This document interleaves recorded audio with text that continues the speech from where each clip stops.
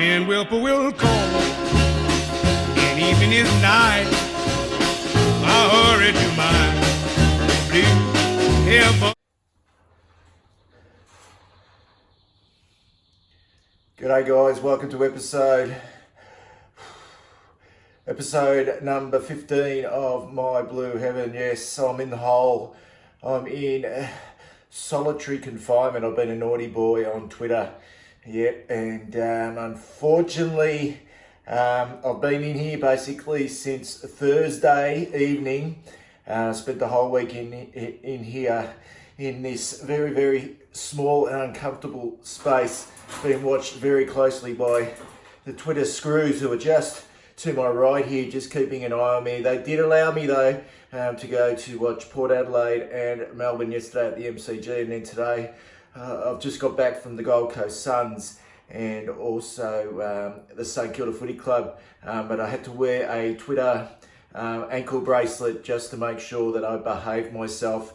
I can assure you guys out there that I've been looked after, okay? I've been fed very well, albeit, okay, this is really all I've eaten for the last 4 days, so the variety has been somewhat down, but I am quite enjoying this simple fare in Twitter jail, as I call it. But hopefully, I've asked them if I can come out tomorrow morning and film the rest of My Blue Heaven. I'd just like to thank everyone out there, particularly my Blue Bagger friends, for all your support over the last couple of days. It's much appreciated. Not just Blue Bagger supporters, but also my Collingwood friends, my Richmond friends, my St Kilda friends. The support has been unbelievable. Once again, yeah, I have been a naughty boy. I've been slapped over the wrist, and this is a very, very uncomfortable place to be. And I promise I won't do it again. Okay, so I'll be doing a full review of our big game against the Tigers last Thursday night, and also be doing a preview of our clash against Port Adelaide, the big clash against Port Adelaide at the Adelaide Oval coming up in round 2. Stick around, guys. Stick around. Oh, jeez. Bloody hell.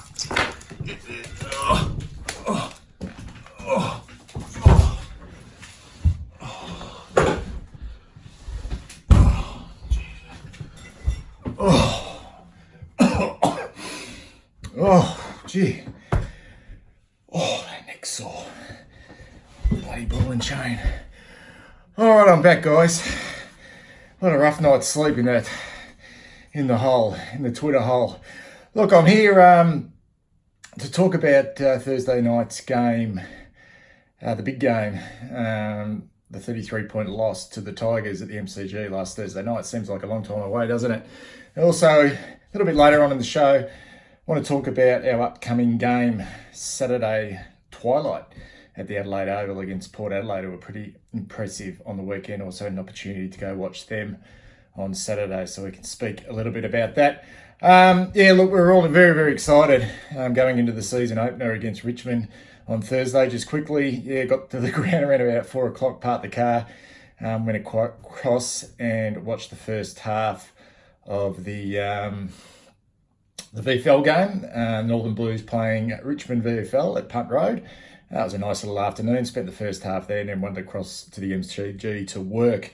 So, yeah, look, I'll talk a little bit about some of the players who play, some of our Carlton listed players who played in that game, and the prospects of some of those coming in over the coming weeks. What I'd like to do, what I'm going to try and do this year, is a preview and also review the show, the upcoming game, and also the game that we just had in the one show. So hopefully this doesn't take too long. In regards to Thursday night's game, let's get this underway, because what I did, when you're watching the game live, you tend to have a lot of emotions running through the veins, and yeah, sometimes you don't watch it probably in the best possible light. It takes you maybe a couple of days, 24 hours at least, to digest what went on. And then what I'm going to try and do is actually watch the replay either once or multiple times. I had an opportunity yesterday morning just to watch the game in its entirety. And I think that gives you a better perspective on, one, the way we went about things, and two, some of the things you missed. You know, you can pause and you can go back and have another look. And I'll tell you what, geez, you missed some stuff. Live at the game, you missed some stuff. And obviously, if you only watch the game at home, you don't get a perspective of the whole ground and what's going on at both ends at the one time. So there's pluses and minuses for being there live, and there's also pluses and minuses for watching it on replay or watching it on the tube. So what do we make of it? Look, what I did notice live is that I was very, very concerned going into the start of the second quarter, and when the Tigers got 40 points up, I was very concerned. But then when I watched it on replay, I thought we did actually a lot right in that first quarter. I actually thought we played some reasonable football, particularly early. We had control of the ball in regards to contested possessions and clearances. But as I predicted in last week's show, Richmond were able to put numbers behind the ball, particularly Butcher Houli, who started on a wing and drifted back, enabling to just set up beautifully. Him just sort of drifting across half back. He got model possessions. We were unable to get deep entries. I didn't think our forwards worked really hard in that first quarter. But I suppose the big one I noticed on the replay is that we didn't get a lot of luck in regards to the umpiring decisions. Now, I'm not one to look at umpiring decisions as a reason, but I think some of the decisions, they were 50-50, which didn't go our way. They went Richmond's way, and 3 of those resulted in direct goals. The Noah Bolter goal, from a 50-metre penalty against Daisy was 50-50. The first goal to Tom Lynch, when Jack Revolt went up and completely missed the ball and pushed Liam Jones out of the way, enabling Tom Lynch to mark, was 50-50. And definitely David Cunningham getting possession of the ball. Yes, he was caught, but the ball clearly hit his foot. The Tigers were able to rebound from that and kick the goal. So if the umpires are blindsided, I think they should either ball it up or let the play go. I just didn't think we had a lot of luck in regards to the 50-50 decisions in that first quarter, and that can create momentum. Richmond were able to score goals, 3 goals from those umpiring decisions. And yeah, look, they were able to get a bit of a break on us, 5 goals up at 3-quarter time. I thought Paddy Dow was excellent in that first quarter. He was really good. But once again, it was just our forward line. We can't afford to trail our opponents and not halve the contest. I just thought Richmond were able to win too much easy ball from their back half, and that set up multiple scoring options for them. In regards to the one behind we kicked in the first quarter, that's just not sustainable. When we look at the final margin of 5 goals, that's basically what we coughed up in that first quarter. So you're always chasing tail, particularly a young side who are not a heavy scoring side like ourselves. You cannot afford to give up a 5-goal lead and then go 40 points down early in the second quarter. Look, I was reasonably happy and positive about our performance on Thursday night, but as a supporter, and I'm sure internally the club will be thinking about this as well and not sending a message of honourable defeats. We need to start getting a winning mentality. Now, we could have won that game. I was very confident at 3-quarter time that we were going to be able to run out the game and really put some genuine pressure on Richmond to hold on. So we've got to get out of this mentality. We're now in our 4th year of our rebuild, and I know we're coming from a low base. I don't want to be in a situation where each week I'm happy about being competitive or I'm happy and content about putting in effort. I mean, effort for our boys should be a non-negotiable. There were too many times last year where there wasn't effort. Thursday night, there was great effort, but that should be, as I said, that should be a non-negotiable. We shouldn't even be talking about effort. What we should be talking about on this year, in Brendan Bolton's 4th year, is talking about a game plan which is going to be sustainable, a game plan which may, over the next couple of years, or should take us to finals and hopefully a grand final appearance, and hopefully our 17th premiership. Because at this stage, I'm not going to talk about effort anymore. The effort was there. Let's start talking about the structures and processes, the things we're going to put in place that's going to make us a very good football team going forward, and that effort is just part of it. So my initial thoughts of that first quarter, after the game where we were disgusting, but having a look at the replay, I thought, as I said, there were things that we were doing very well. And I'm pretty sure the message at quarter time was, to keep going about what we were doing, and it started to pay off. I thought our second and third quarters were outstanding. We put some genuine heat and pressure on the Tigers in regards to their defence. Our small forwards got involved. Our younger midfield brigade, led by David Cunningham, who was outstanding in that second quarter. Will Setterfield looked at home. Obviously, Paddy Cripps was just brilliant for 4 quarters. But we had some really, really good contributors. Our back six held up in that second and third quarter. They were particularly impressive. We ran hard, and I thought we were brave with our ball movement. And it started to click. It started to show. In that second quarter. We were able to pile on 4 goals. They weren't conventional goals, but we started to put some real scoreboard pressure on the Tiges going into half time, and it really pleased me, because for the first time, I reckon, for a long time, I could see exactly what we were trying to do. We were trying to get numbers around the ball. We were very, very good. We were developing into quite a good clearance and contested possession team. But we had some really good contributors on the outside. I thought Murphy had a really good game. In regards to his running ability, Walsh was good again in his running ability. So we had some multiple options on the outside. But it was just about getting some clean ball inside forward 50. And that's something we really need to work on. But that second and third quarters were absolutely outstanding in regards to our pressure, our braveness with ball movement, and also setting up a zone across half back. The likes of Weitering, Plowman, Jones, Daisy and Newman were just outstanding at being able to hold their ground and intersecting that ball when the Tigers, sometimes they got through, but on the most occasions we were able to rebound because we were about able to hold our ground. And I thought those boys down back were just fantastic in that regard. What I want to do with my review show is introduce a couple of awards.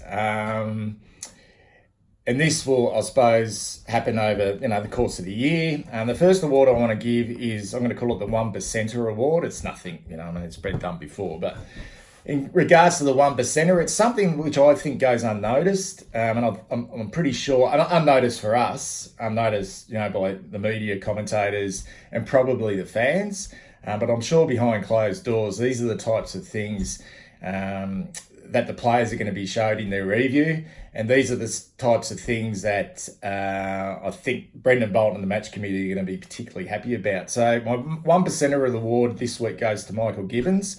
For a patch of play, not one particular effort in that second quarter, but for multiple efforts in that second quarter. Now, he didn't do a lot on the night in regards to possession. I think he may have had 11 disposals, 9 kicks and a couple of handballs. He laid a couple of tackles. But his second quarter was instrumental, in deciding the way we wanted to play as a team. I'll go to a situation just before our first goal, the Alex Fasolo goal. Southern stand side, our half-forward flank, Richmond's half-back flank. Alex Rance has the ball and Michael Gibbons chases him, hunts him down. Alex Rance, under pressure, kicks the ball out in the full. Ball relayed. Now, at that time, Gibbons was able to race back to the full forward line. The ball is kicked long. I think it may have been by Alex Fasolo, long into the forward line. And Gibbons, about 15 seconds after putting that pressure on Alex Rance, was able to then put a crunching bump. If you get a chance to have a look at a crunching bump on Nick Flostone, the ball spilled out. There was a couple of sort of handballs.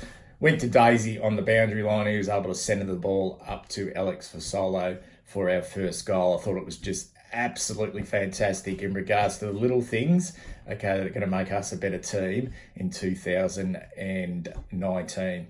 And the second part of the quarter, probably most of you remember this, ball going inside forward 50 late in the second quarter when we had a bit of momentum. Gibbons was in front of his opponent. I can't remember who it was, but he stretched out for the ball. Probably should have taken the mark.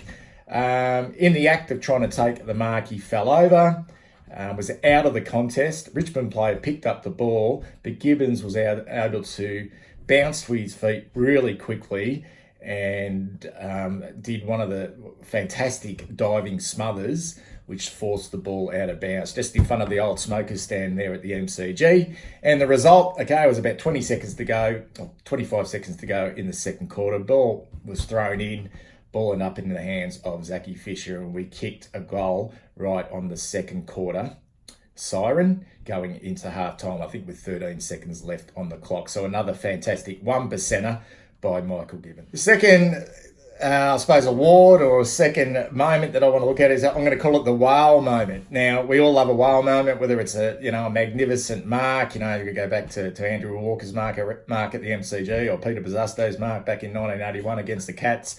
There's always a whale moment, and there hasn't been too many for us over the last 3 or 4 seasons. Paddy Dow, for example, last year against the Gold Coast Suns was definitely a one-off wow moment for us in 2018. But I reckon we saw a few little wow moments in regards to the way we want to play this year, and it came in the second quarter, and another one came in the third quarter. Now, I tossed up between the Daisy Thomas goal midway through that second quarter, I think it may have been our second goal, or the Marc Murphy goal in the third quarter, both from fantastic chains of play. But I for the time of the game, I'm going to go with the first one in the second quarter. 8-minute mark. We set up the zone beautifully. Ball was rebounded out from Richmond under pressure. Jacob Weitering, who was magnificent on Thursday night, intercept grab. Handballs the ball off really quickly to Paddy Dow. Paddy Dow then handballs, probably not a great handball, inside forward 50 to Will Setterfield, who's under the pump and is cleaned up by Trent Cotchin. Ball spills to the deck. Michael Gibbons swoops on the ball, picks it up. Now, the great thing about this was Paddy Dow probably wasn't happy with his original handball. He came, okay, to assist. He got the ball off Michael Gibbons. He feeds another really quick handball off to David Cunningham, who at that stage had a really good quarter. Now, the handball by David Cunningham was the one. It was a fantastic left-handed handball, which went out to Daisy Thomas, who had found some space, and that enabled Daisy just to get that split second to get the ball on his boot and put it right through the middle. And we love Daisy's celebration. So our wow moment for this week was that at the 8-minute mark of the second quarter. It was manic, it was crazy, it was brave, and it reminded me of the Western Bulldogs circa 2016. And I reckon we're going to see a few more of those sort of chains of play this year. And the second one, obviously, was the chain of play, which ended up with Sam Walsh and Marc Murphy in that third quarter, which was brilliant as well. We had all the momentum, and there was a period of time there in that third quarter where we had multiple chances. There was some significant moments. Missed shot by Setterfield, a missed shot by Dow, which was an easy one. A couple of really poor entries inside forward 50. The Harry Mackay missed shot from 25, 30 metres out after a good mark. And then the one which really was disappointing was Ed Curnow going inside forward 50 with a beautifully weighted kick to his brother, who was unable to hang on to a pretty simple mark on the lead. Although at the replay, he was definitely caught high, but one of those 50-50 situations, he didn't win the free kick. I think 12 points at one stage we got close to. We just needed another one to put some, and I was so confident. I thought we'd have the run in our legs to put some real genuine heat on Richmond. I thought, with Alex Rance going down, we were a chance. And this is the most disappointing thing about Thursday night, is we had a genuine chance to get closer than what we did, and possibly, it's all hypothetical now, possibly get the 4 points. But missed opportunities third quarter, but still going into three-quarter time with a real chance. So I'm interested to understand what was said to the boys at three-quarter time, because I didn't think we played with the braveness that we had shown in the second and third quarter. We pretty much went into our shells, whether we'd already spent all our petrol tickets to make up that margin. As I mentioned, when you go 5-6 goals down, 40 odd points early in the second quarter, and you're a young team who don't score heavily, it was always going to be catch-up football. Whether that's taken its toll on a pretty warm night, had got slippery, we went back into our shells. Long, slow, down the line, ball movement. We won the first clearance out of the middle by Paddy Cripps. It was a deep entry, silly free kick against Charlie Kerner. I'll get to him a little bit later. And I thought that the nail in the coffin was when David Cunningham got the ball in the centre of the ground. It was still pretty close, and he kicked into the man on the mark. Richmond were able to just pounce on that. They were doing it all night. Any mistake we made, got it forward, and Daniel Butler sealed the deal with a goal for Richmond. But 33 points, the final margin, probably wasn't indicative of our effort and our structures and the way we went about it. But we need to get better. As simple as that. We just need to get better, because opportunities like that against quality opposition mightn't come around a lot this year. So when we're close, we need to make sure that we learn from that, because I really thought I was really confident that we were going to push Richmond all the way. Okay, quickly, just things to work on. I mean, I mentioned these in previous episodes. One thing I did notice on Thursday evening is how many times the ball got over the back in regards to our defenders leaving their man to help out with a punch, and the ball going over the top of the pack. I reckon it happened about 3 or 4 times, a couple of times resulting in goals. That's obviously an area we need to work on. Went slow down the line. We sometimes we don't know when to go fast and when to slow it down. I think Richmond are really good at that. Just knowing that moment, just to take some momentum and heat out of the game. Forwards just need to get involved early, particularly this weekend against Port Adelaide over an away game in hostile territory. The forwards just need to get on their bike early and work really hard, not trail their opponents. There was a tendency, Alex Vasolo, Charlie, Harry McKay, Mitch McGovern, just behind their opponents and letting them lead them to the ball, regardless of whether that ball's going to come in deep. Composure of our young mids. Very happy with the way they're developing. But Cunners, Fisher, even Walsh in his first game. Not so much SBS. I thought he used the ball quite well. But our young midfielders and centre field as well. Won a fair bit of the ball. Got in the right spots. Won contested possessions and clearances, but it was a messy night. And once we clean up that, we're going to see better ball movement and more precise ball movement going forward. So I'd like to see a little bit more composure from our young kids. Kick-ins, what's going on? Who's taking them? Are we going to kick long? Are we going to take some risks? We were pretty predictable going short. Richmond were happy for let us to go short in that pocket. I want to see us use that opportunity with that new rule to get some depth in our kicking. And speaking about kicking, still lacking penetration. I mean, Paddy Dow, perfect example of that. Not being able to really kick with any penetration 30 metres out from goal. It's just something we need to get better at. And also our balls inside forward 50. Who is our best kicker? Pose the question. Comment down below, who is our best kick? At the moment, looking at Thursday night's game, I reckon Jacob Weitering is just about our best kick. A couple of bullet-like passes inside forward 50 were fantastic. Remember the one he went inside forward 50 and I think it was Cunningham and Ed Kerno stuffed each other up. That would have been a really important goal in the second quarter.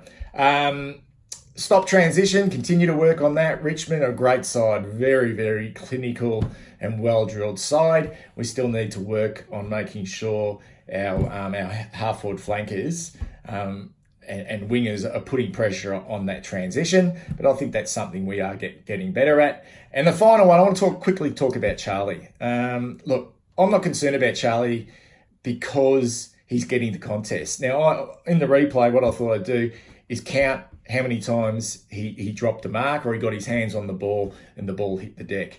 I counted 10, okay? 10 Probably 6 of those were in a contested situation, but 10 of them his hands were on the ball, and I reckon he dropped 3 or 4 uncontested marks, one really easy one on the chest.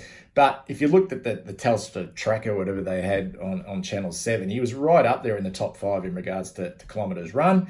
Means he's working hard, and I think his body language is good. When you're a young forward, and you're down on confidence and things are not going away, you can drop your head. But I think his confidence looks good, and I've got no doubt at all that it's going to turn around for him. It might, as I mentioned last week, might be this week, might be next week, but it will turn around because he is working hard. Positive, quicker ball movement. You can see it. Definitely see the quicker ball movement. A number of passages of play were pretty good. I like we're manic, and we're going to see another team on Saturday night who play pretty similar, and that is Port Adelaide. Love to move the ball by hand. Pressure in those second, third quarters was fantastic. Not just tackling, but our perceived pressure, willing to work hard for each other. Clearances and contested possessions continue to be a consistency throughout the JLT and against the Tigers. And our young mids, okay, we're not just relying now on Paddy Cripps. He was magnificent, but we're getting a contribution. We're getting a contribution across the board from our young midfielders coming through, meaning the likes of Murphy and Curno. Ed can play different roles. Okay, votes, 5, 4, 3, 2, 1. That's what I'm going to be doing this year. I'll keep a tally of the votes for My Blue Heaven, the My Blue Heaven Best and Fairest Award. Just quick apologies to Liam Jones. Lockie Plowman was really good. Great to see him back in a little bit of form. Apologies to Sam Walsh. Couldn't fit him in. And apologies also to Harry McKay. I thought he was excellent. He's probably clearly our best forward. And I thought he did a little, some good work around the ground as well. So apologies to the guys. And look, apologies to some of our young midfielders as well. But I think that's a good sign. The fact that we had, I could have given, 1 or 2 votes to, one of those midfielders like Setterfield. I'd love to have fit him into the votes, but I just couldn't quite this week. So 1 vote to Marc Murphy. Okay, I spoke about the importance of him this year as an outside player. He had the 29 possessions, 23 of them were uncontested. And he used it generally well. And what I liked about Murph's game, obviously kicked that really good goal in the second quarter. But if you look at his kicks, they were kicks on a 45-degree angle to open up space. He just didn't bang it onto his boot like he had been doing in the JLT. And he got into really dangerous spots. And that's something we really need Marc Murphy to be doing this year. So he gets the 1 vote. Dale Thomas, Daisy, I thought he was the igniter.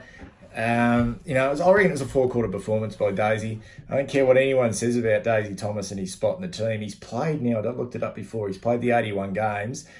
I'm just hoping he can get to 100 games and become a life member of our football club. I've got nothing but respect for this guy. I love him. He provides energy. He's a bit of a different cat inside that locker room, I reckon. It's something that we need. The extroverts have gone out of the game. We've got a lot of young kids.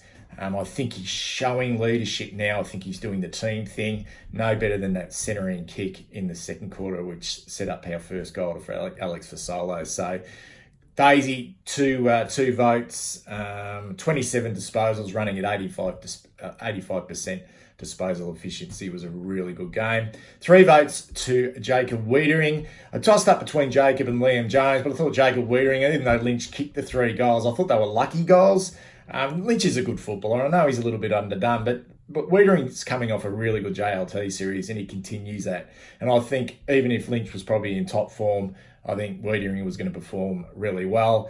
Let's run through his stats. 17 disposals, 12 intercept possessions, 7 marks, 3 of those contested, and unbelievable disposal efficiency, 88%. Now, I did read from a reporter, a Fox Sports reporter, who's nameless, who wrote that this is exactly another real cause for optimism was the form of the maligned Jacob Weitering, for crying out fucking loud. The maligned Jacob Weitering? He's 21 years of age. He's not 22 until the end of the year, and he's already been fucking labelled as maligned. This is what's happening. You get these piss weak reporters who label these kids because they make judgments on them when they're 19 years of age and in their second year, and now they've got an egg on their face and they want to label them maligned to justify their reasons. Well, that's just really poor reporting. He's not maligned. He's a developing kid who's a very good young footballer.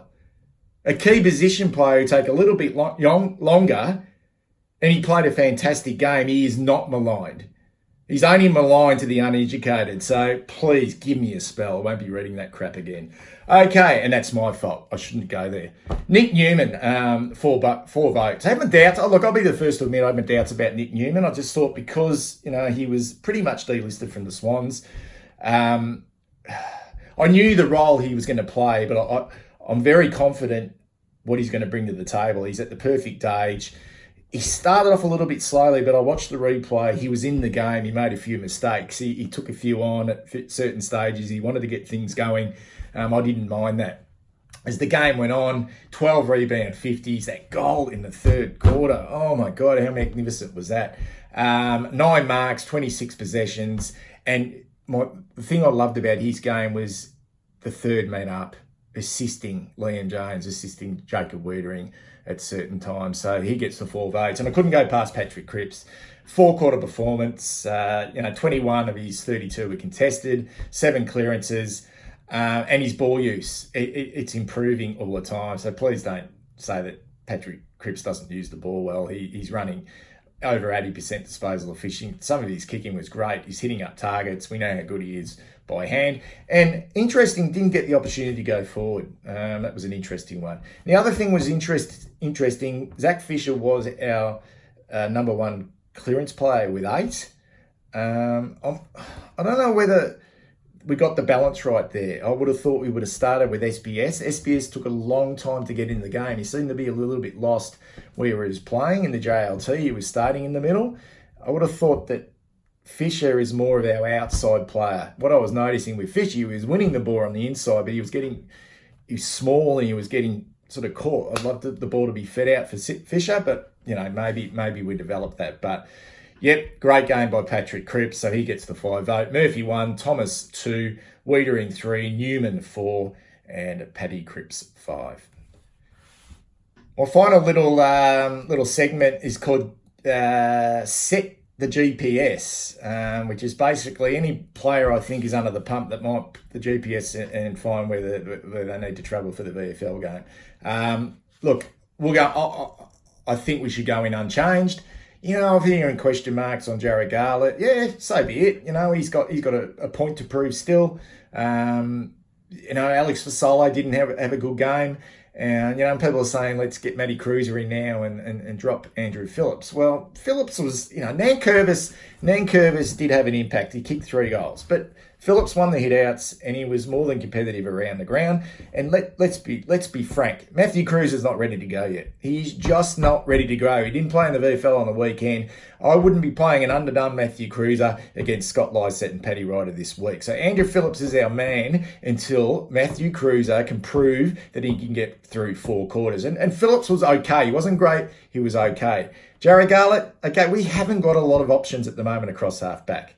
Okay, our depth. Okay, people are saying, we've got fantastic depth. But let's have a look at our VFL in a minute and who's coming through. And Alex Fasolo, I didn't think he should have played on the weekend. Okay, I actually said we should have gone in unchanged in Cam Polster. But now he's being played and he's got the run in his legs and he's had an opportunity. He needs to stay in.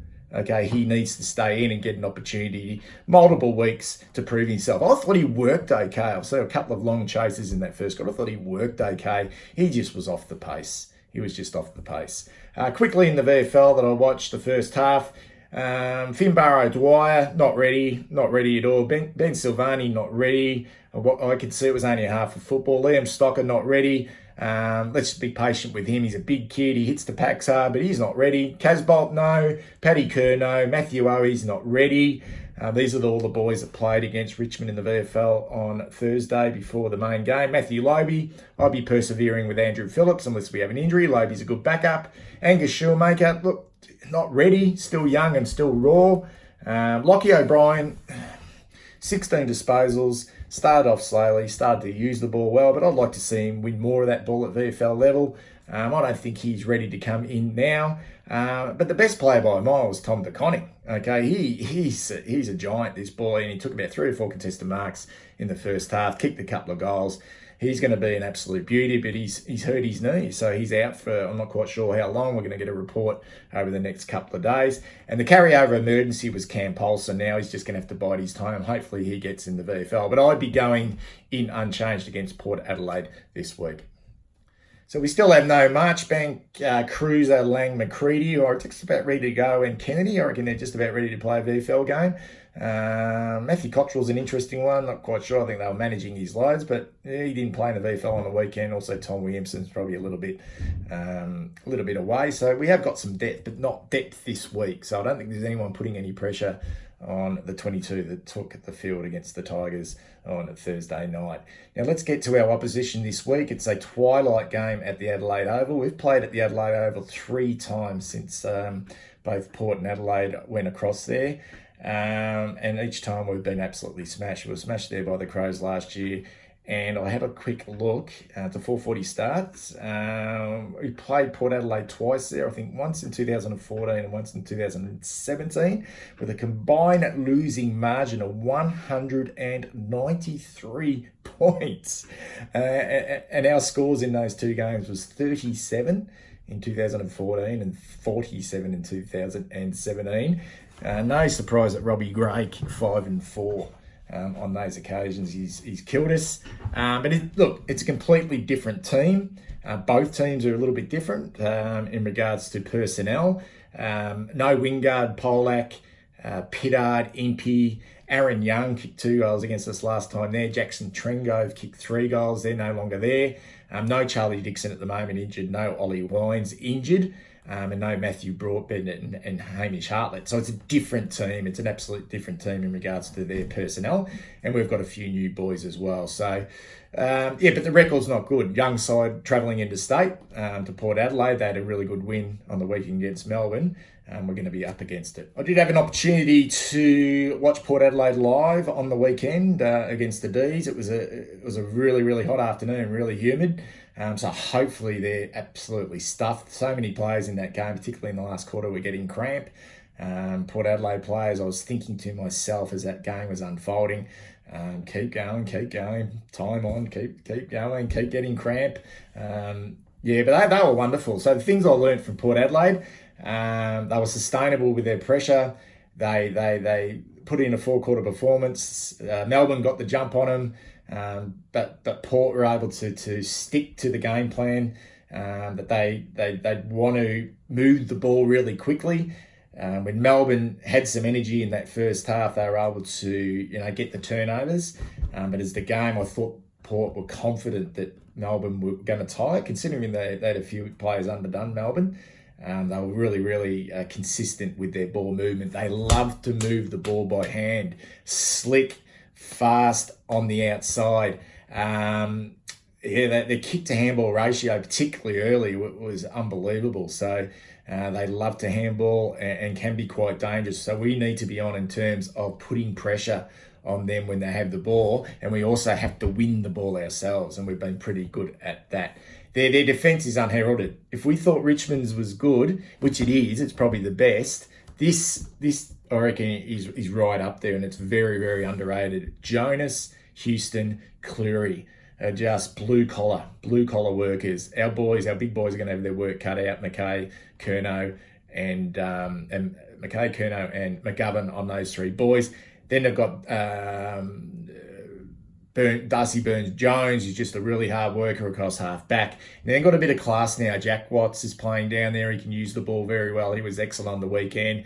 And they've got Ryan Burton, Riley Bonner, really good ball users, really classy young players. Burton's the one from Hawthorn who provide that real rebound. So the great mix down there. I thought it was a real strength of theirs. They kept Melbourne, I think, to 9 goals on the weekend, which was a magnificent performance.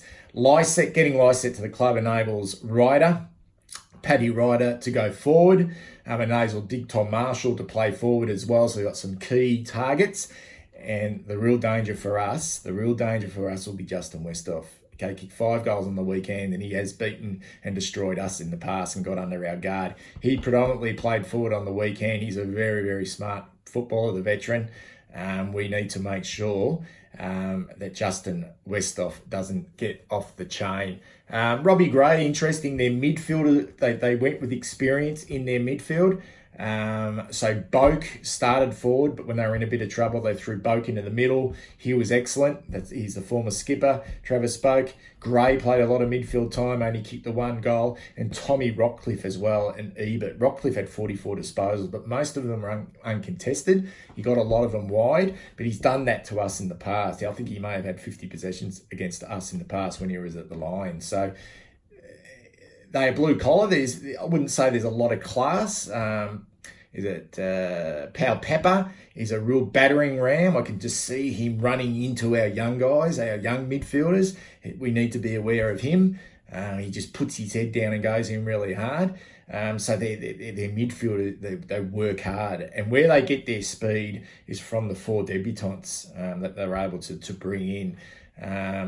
Dersma, Connor Rosie, and Zach Butters look really good young footballers. Hopefully, they all had a really good contribution. Hopefully, they have a downer in their second week, considering it was a really, really taxing game against the D's. The one that I think is the most dangerous out of those 3 is Zach Butters. He's got a real turn of speed, beautiful sidestep, broke the game open in the second quarter with a couple of goals. He needs to be watched. Another thing I noticed was they targeted Max Gawn. They went after who they thought was the D's most important player, and they just at any opportunity off the ball, in play, but particularly off the ball, they were running into Max Gawn at any opportunity. By the end of the game, Max Gawn was absolutely spent. He couldn't go anymore. He was really, really sore. And gee, he'd be lucky to get up for next week. He would be that sore. So I got a feeling they might go after Paddy Cripps in that regard. Good luck to him. He'll just smile. But we need to be aware that Port might play some unsociable football on Saturday afternoon for us. And maybe we have in mind that we go after one of their players as well. So that's going to be interesting. But Port, pretty impressive.